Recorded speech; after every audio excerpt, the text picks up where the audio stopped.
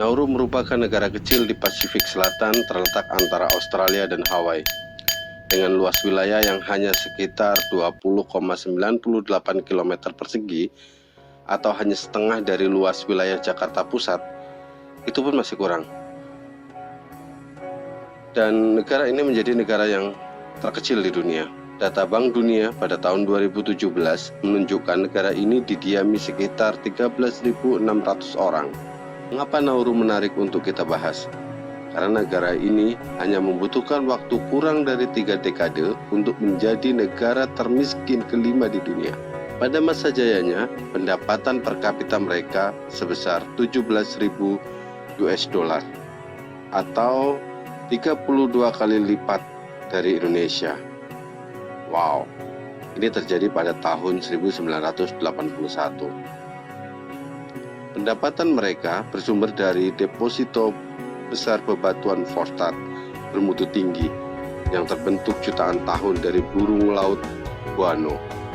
Diperkirakan mereka memiliki cadangan sekitar 41 juta ton atau 16 kali lebih banyak daripada Indonesia.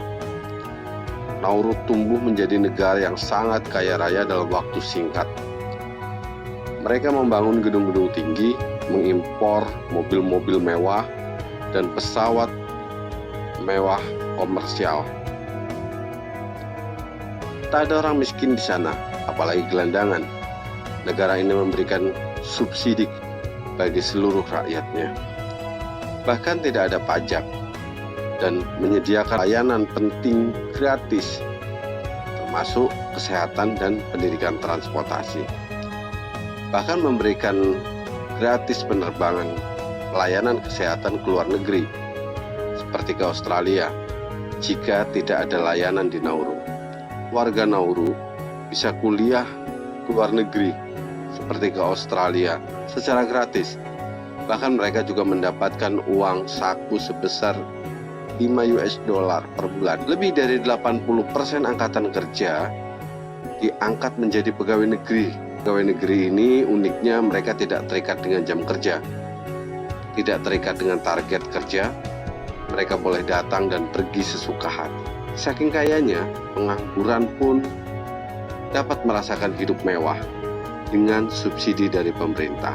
Bahkan saking manjanya, penduduk Nauru enggan bekerja keras untuk kerja di lapangan. Pemerintah terpaksa mengimpor tenaga kerja dari Australia, Cina, Kiribati, dan Tuvalu. Waktu berpesta pora dan hura-hura telah selesai. Pesta usai. Pada tahun 90-an, sumber daya fosfat mulai habis dengan meninggalkan sekitar 80% kerusakan alam yang tidak dapat dihuni. Vegetasi hijau dan habitat mamalia musnah. Lahan tak bisa ditanami dan cadangan air menghilang. Mereka terpaksa mengimpor seluruh makanan dan minuman dari Australia, mengkhawatirkan negara kecil Nauru ini. Wilayah yang dulunya makmur dan subur itu kini panas dan gersang. Pemerintah telah mencoba untuk mencari pendapatan lain dari beberapa cara yang mereka lakukan, antara lain teater musikal, telepon seks, membuat meja kopi, sel bank. Tapi ujungnya semuanya berakhir memperburuk kondisi kebangkrutan mereka. Sekarang hanyalah hutang sebesar 240 US dollar. Untuk membayar itu, hilang semua gedung pencakar langit yang mereka telah bangun. Untuk membayar hutang seperti Nauru House, Sydney Mercure Hotel, dan Savoy Park Plaza di Melbourne. Dan bahkan itu juga masih belum lunas, masih sisa sekitar 33 US dollar.